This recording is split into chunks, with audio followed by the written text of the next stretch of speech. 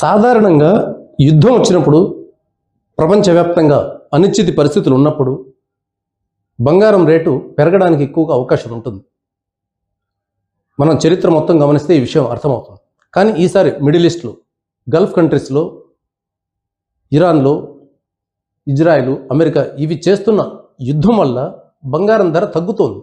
ఎందుకు ఈ పరిస్థితి వచ్చింది అనే విషయాన్ని ఈ వీడియోలో చూద్దాం. బంగారం ధర భారీగా పడుతోంది. ఎంత పడుతుందంటే ఎంసీఎక్స్లో ప్రజెంట్ యాజ్ ఆఫ్ నౌ చూస్తే దాదాపు 6.8% పడుతోంది. అబ్జల్యూట్ నెంబర్ చూస్తే 10,400 రూపాయల దాకా నష్టపోతుంది. అవును, 10 గ్రాముల బంగారం ధర 10,400 రూపాయల దాకా నష్టపోయి 1,42,000, 1,42,000, 1,43,000 మధ్య ఆ ప్రాంతంలో ట్రేడ్ అవుతుంది. వెండి కూడా భారీగా పడుతుంది. వెండి పర్సెంటేజ్ వచ్చి చూస్తే ఇంకా ఎక్కువ పడుతుంది, దాదాపు 11% పడుతుంది. రూపాయల్లో చూస్తే దాదాపు 27,000 రూపాయలు నష్టపోయి 2,21,000 ప్రాంతంలో ట్రేడ్ అవుతుంది. ఔన్స్ రూపంలో చూస్తే ఔన్స్ వెండి ధర 12% పడి దాదాపు $10 పడింది. అబ్జల్యూట్ నెంబర్ చూస్తే పర్సెంటేజ్ చూస్తే 12% పడుతుంది. ప్రస్తుతం $68 సమీపంలో ఉంది. అట్లాగే బంగారం చూస్తే ఔన్స్ రూపంలో 6.5% పడుతుంది. అబ్జల్యూట్ నెంబర్ చూస్తే $320 పడుతుంది. ప్రస్తుతం 4,570 ప్రాంతంలో ట్రేడ్ అవుతుంది.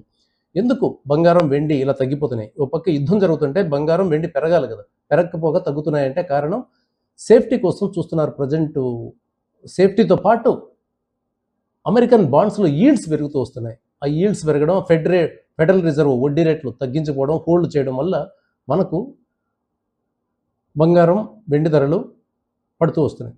ఫెడరల్ రిజర్వ్ కనుక వడ్డీ రేటు తగ్గించుంటే పరిస్థితి వేరుగా ఉండేది. కానీ యుద్ధం వల్ల ఎక్కడా కూడా ఏ సెంట్రల్ బ్యాంక్ కూడా వడ్డీ రేట్లు తగ్గించే పరిస్థితి లేదు. ఎందుకంటే యుద్ధం వల్ల ఆయిల్ రేట్లు, మనకు క్రూడ్ ఆయిల్ రేటు కానివ్వండి, గ్యాస్ రేటు కానివ్వండి, ఇతరత్ర అనేక రకాల ఫార్మా ఇండస్ట్రీకి, ఫర్టిలైజర్ ఇండస్ట్రీకి, ఇతరత్ర ఇండస్ట్రీలకి చాలా మనకి ఇన్పుట్స్ వస్తాయి ఈ గల్ఫ్ కంట్రీస్ నుంచి, ఇరాన్ నుంచి కూడా.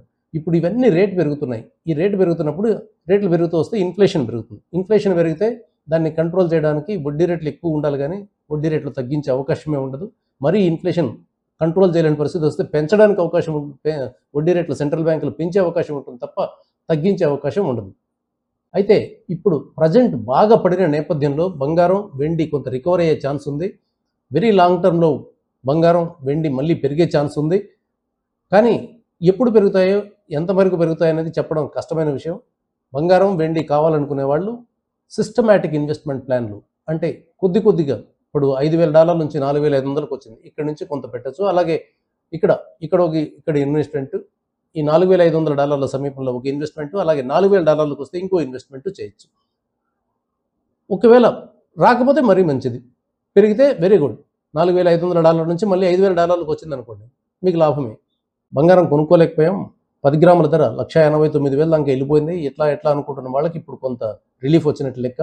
1,42,000, 1,43,000, 1,50,000 రూపు ఉండడం అనేది కొంచెం రీజనబుల్ ప్రైస్ కింద చెప్పొచ్చు. అయితే బంగారం చాలా వేగంగా పెరిగిందనే విషయాన్ని మనం గుర్తుపెట్టుకోవాలి. 70,000 నుంచి సడన్గా డబుల్ అయిపోయింది. ఇంత పెరిగిన తర్వాత అది కొంతపాటు స్టెబిలైజ్ అయ్యే ఛాన్స్ కూడా ఉంటుందనే విషయాన్ని గుర్తుపెట్టుకోవాలి. వెరీ లాంగ్ టర్మ్ కోసం కొంత మొత్తంలో బంగారంలో పెట్టుబడి పెట్టొచ్చని ఫైనాన్షియల్ అనలిస్టులు అందరూ చెప్తుంటారు.